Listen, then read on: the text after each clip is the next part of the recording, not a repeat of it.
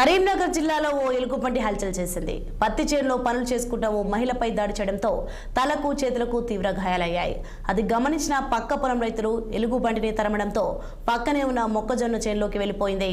ఈ దాడిలో గాయాల పాలైన మహిళను హుజూరాబాద్ ఏరియా ఆసుపత్రికి తరలించి మెరుగైన చికిత్స కోసం జమ్మికుంటలోని ఓ ప్రైవేట్ ఆసుపత్రికి తరలించారు.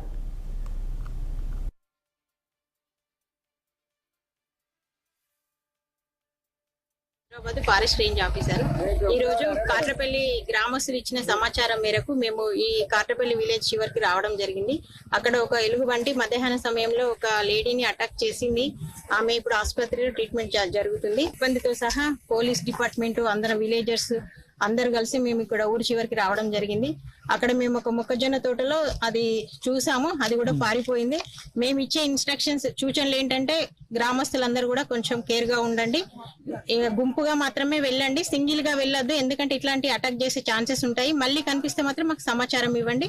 మేము రెస్క్యూ టీం తీసుకొచ్చి దాన్ని బంధించి జూలో వదిలిపెట్టడం జరుగుతుంది. నా పేరు